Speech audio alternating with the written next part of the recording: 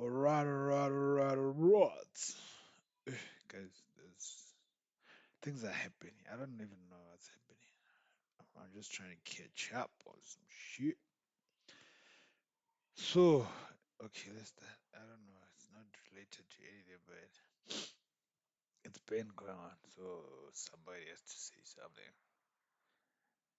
Hi, nobody cares about It started with a Netflix. sound no one expected to hear that night in Paris. The echo of a South African command shouted through the corridors of a luxury hotel thousands of kilometers from home. Mm. Guests thought it was a film shoot. But it wasn't.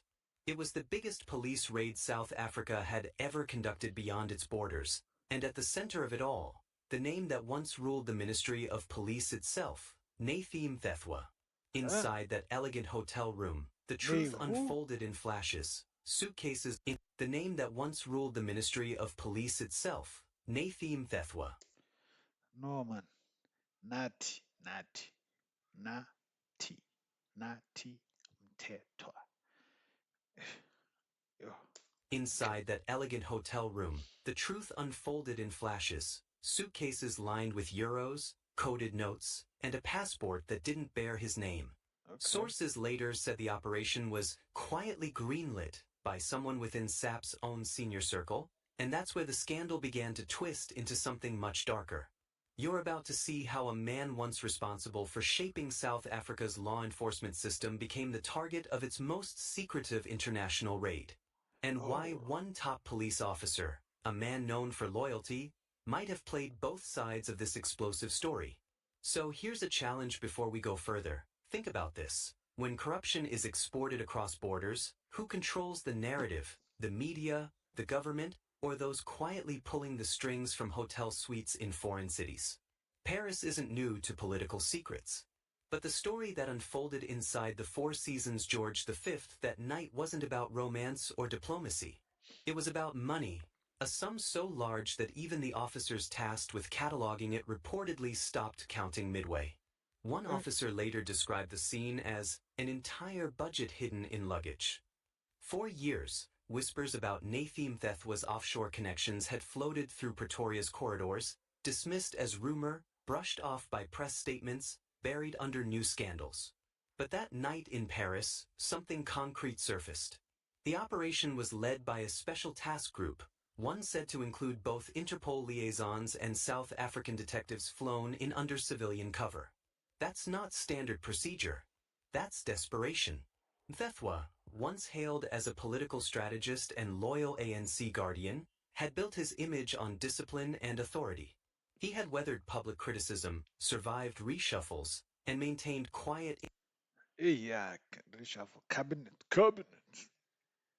Evaluates pit. Where's Jacob? He. influence even after leaving the cabinet. Yet this raid tore straight through the image, leaving behind a chaos of unanswered questions. When was Why the raid? Paris? But, and who tipped off the authorities?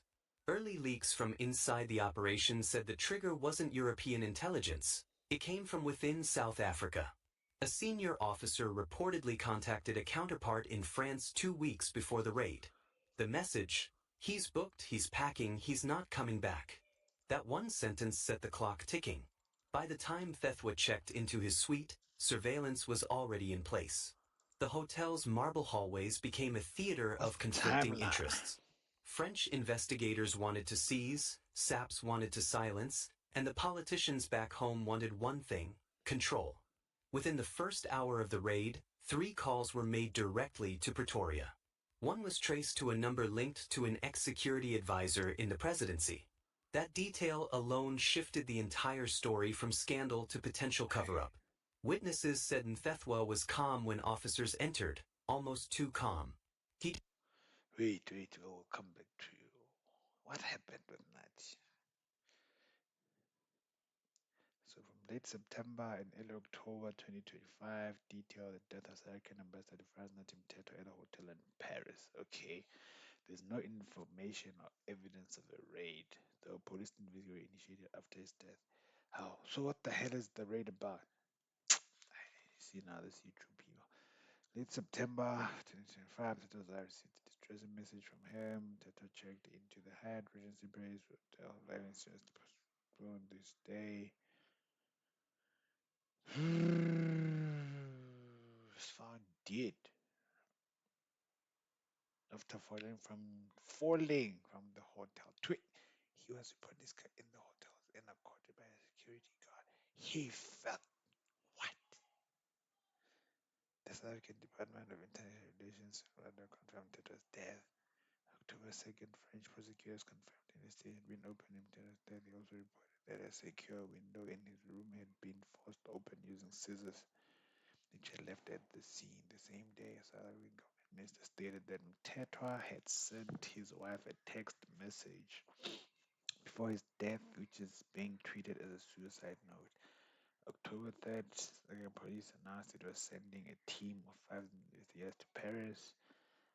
Media reports revealed that Mthethwa's family had received his death certificate but still had unanswered questions. Family members and officials stated that an autopsy report is pending and the preparations to repatriate the body are underway.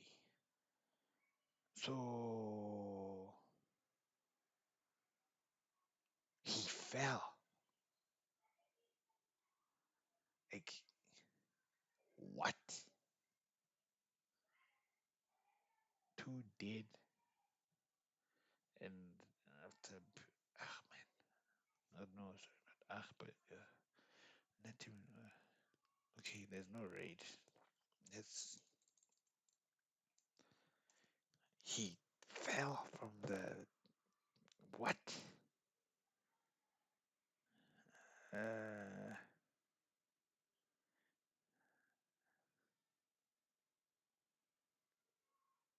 what? What we know so far? What do we know? What do you guys know? I want to know what you guys know. Events leading to and following the death on Tuesday. Can I say that the D word? Uh, South Africa's ambassador to France and Italy went away in Paris on Tuesday, 30th of September. The department DECO confirmed his passing. French publication Le Parisien reported that Mthethwa's body was found on Tuesday, with authorities believing he jumped. No cookies for me, thank you. I'm celibate. Found on Tuesday, with authorities believing he jumped from the 22nd floor of a four-star hotel in the city. From the 22nd, dude, 20, damn, 22nd floor. How high is the 22nd floor of the where you do the things? Lahu, the four-star hotel in the city. Where was the thing happening? Where did it happen? Mm, Afternoon, late phone call activity, Monday afternoon, evening, wife received a message. Books into hotel room. Prosecutor said Monday afternoon, he booked into the hotel. Hello. Hmm.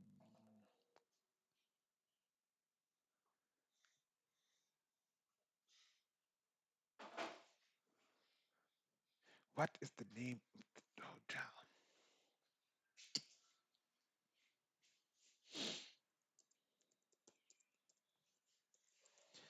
Nathi Mthethwa. I can see it. I don't look at it. Scenes. But let's see. I want to read or look at stuff. Based on typical building construction standards of the Hyatt Regency Paris Etoile, the hotel is likely between 65 and 70 meters high. 65 and 70 meters high. 213 to 230 feet for the feet people. So, hi, bye. The inner courtyard at the Hyatt Regency Hotel in Paris. These are the first images gathered of the location where Huh? just 6 days ago, Ambassador Nathi What? Mthethwa's life would come to an What is end. that? The What is courtyard it? is still sealed by police. Even the hotel's staff What? are not permitted to go there.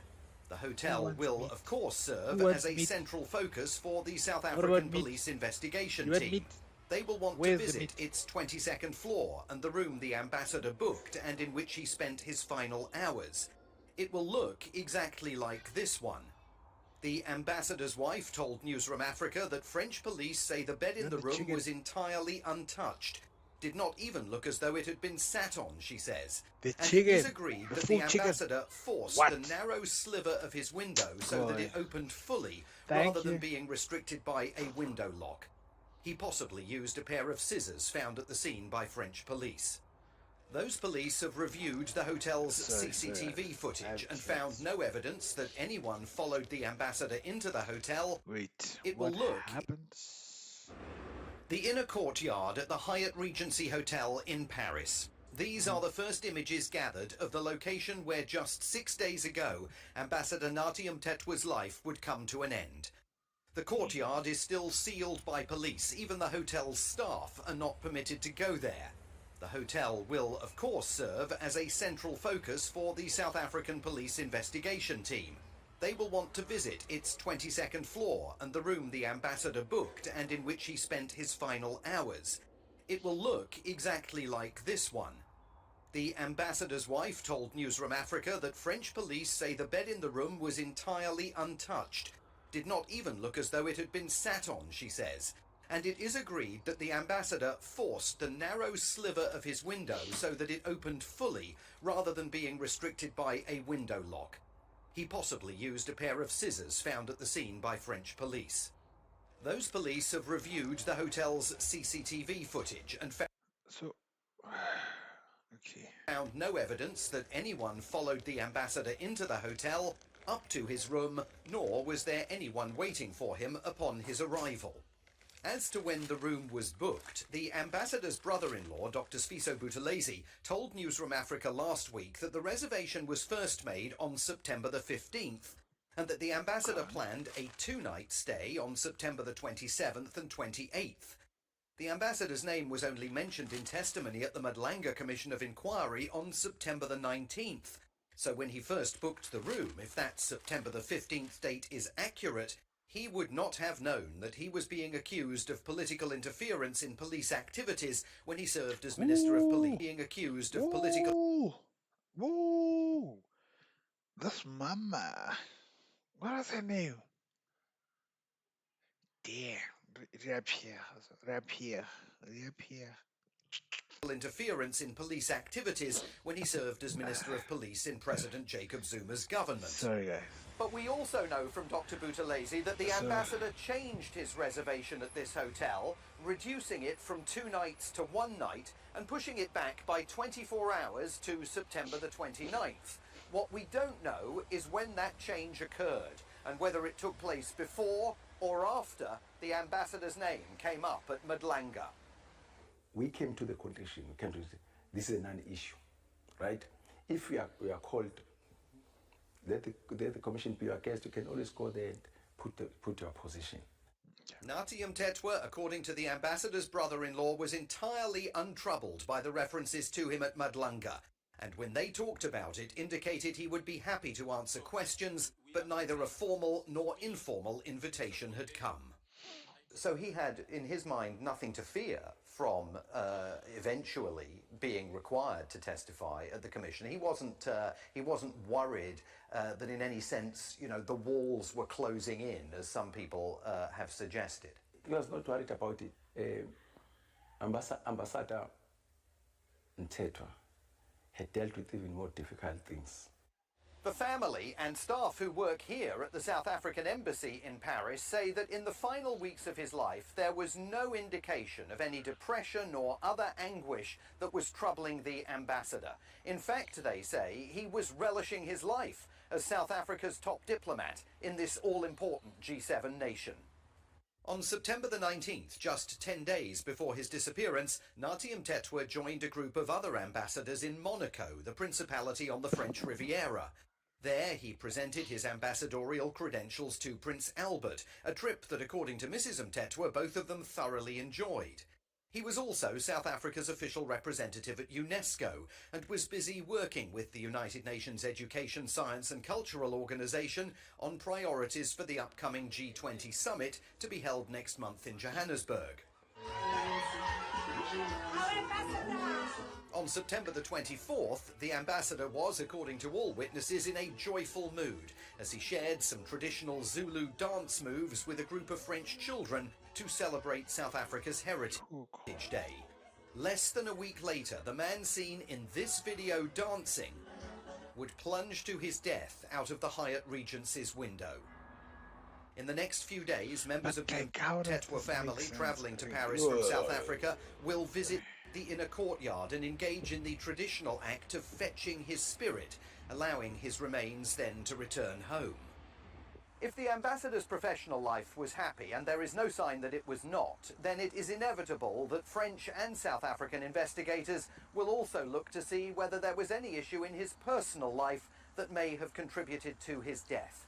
And one unanswered question relates to his cell phones. He had two of them, and one of them was reportedly recovered by French police in this park. It's called the Bois de Boulogne, a big wooded area in the centre of Paris. By day, it's lovely, but at night it is neither a particularly safe nor salubrious place to be. It is still unclear whether those early French media reports about the phone's location are accurate. And the family says at no point did Nathi Mthethwa share any kind of personal crisis or mental anguish with any of them. When you go through hard times, everybody goes through hard times, but we always find solace in each other, if you get what I mean. So I'm saying I would have expected him to at least say, hey, there's this thing I'm going, because that has happened in other times when we go through some challenges. We always talk about that. So I'm saying it came to me as a complete surprise, and I didn't want to accept it. Yo, not aber okay, he jumped. Damn.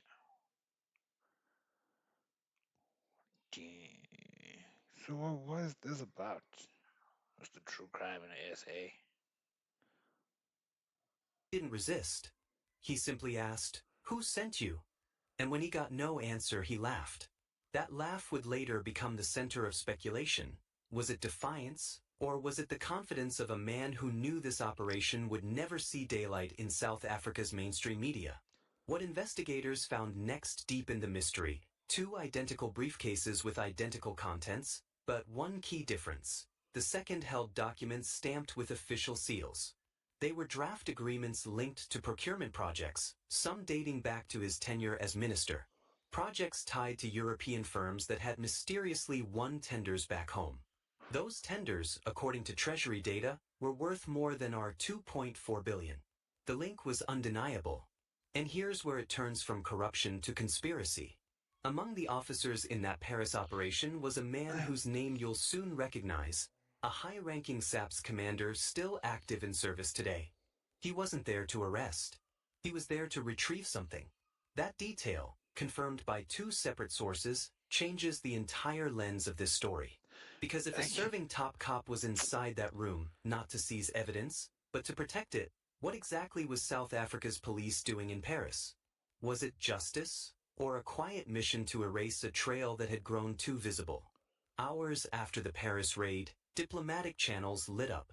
South Africa's embassy received an urgent coded message: containment required. It wasn't about safety or legal representation. It was about silence.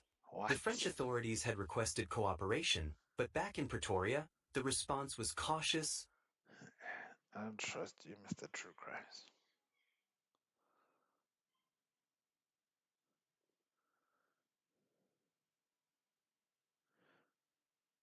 Just gone 3 o'clock. Welcome to this Monday edition of Newsfeed PM.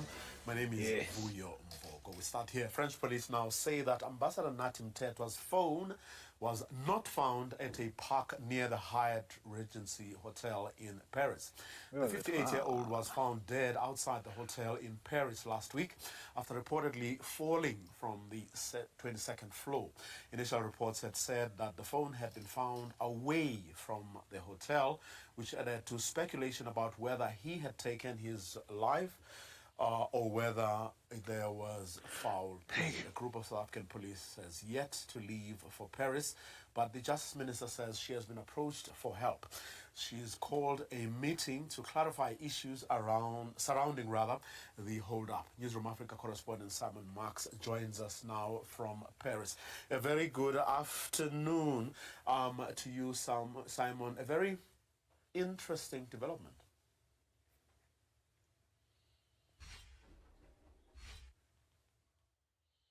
Yes, a major development, Vuyo. Just to be clear, I'm about 2 hours north of Paris, and I'll explain where I am in a moment. But the news from Paris is very important, and it's been disclosed to me within the last hour by the prosecutor's office, which has been overseeing the French investigation into Nathi Mthethwa's death. They say now categorically that French media reports a week ago, late Monday going into Tuesday, that the ambassador's phone, one of his 2 cell phones, had been recovered in the Bois de Boulogne, a pretty unsafe big wooded area in the centre of Paris. Very nice by day, but completely unsafe at night, and not a very salubrious location either. Those reports were wrong. It was also incorrectly reported by French media that police, because they had found that phone in the Bois de Boulogne, then started searching the Bois de Boulogne for the ambassador. They tell me this afternoon here that the only movement from the ambassador on Monday was when he departed the ambassador's residence in Paris and then made his way straight to the Hyatt Regency Hotel about 1 kilometre away from the residence. You can walk it in 25 minutes. I don't know how he got to the Hyatt Regency, whether he was driven there or indeed walked it himself. But police now say that was the only movement of the ambassador exactly 1 week ago. We know that it's almost precisely a week. It will be in 90 minutes' time that the ambassador last Monday left his residence in Paris, telling his wife that he was heading out to attend a cocktail reception. The next thing that we knew, of course, was that Philisiwe Buthelezi Mthethwa, the ambassador's now widow, raised the alarm later in the evening when he didn't come home.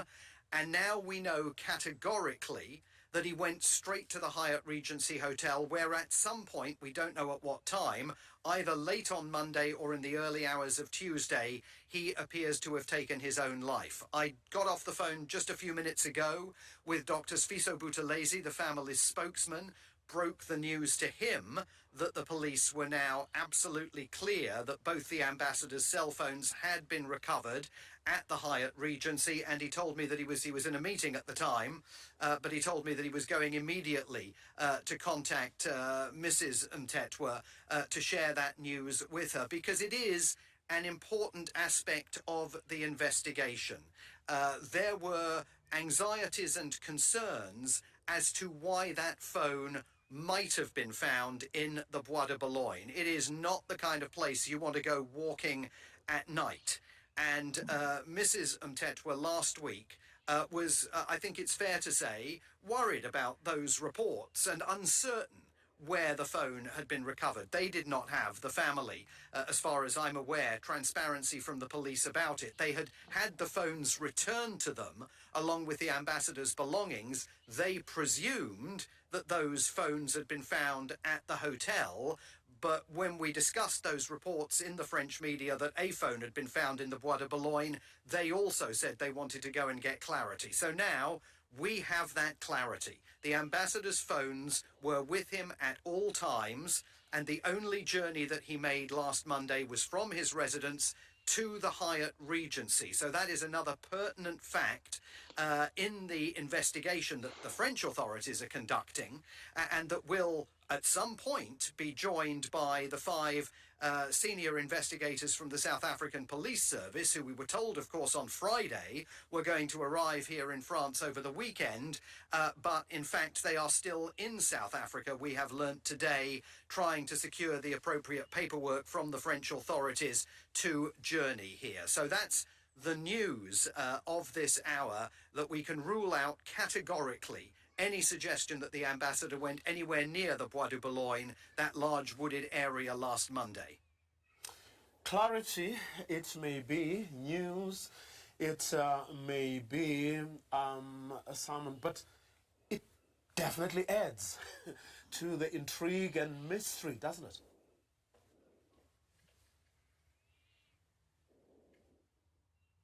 It does. Well, it does, and in an effort It to really try and does. continue probing the intrigue and Where mystery, am I? Vuyo, There you I've are. travelled, Oh, as I good. said, There a you couple go. of hours north of Paris. I am in the Bois Delville. I'm at the South African memorial to fallen South African soldiers in World War I and World War II. More than a Yeah. Thank you, Mr. Mthethwa. Hey, so this guy jumped. He jumped and decided to just.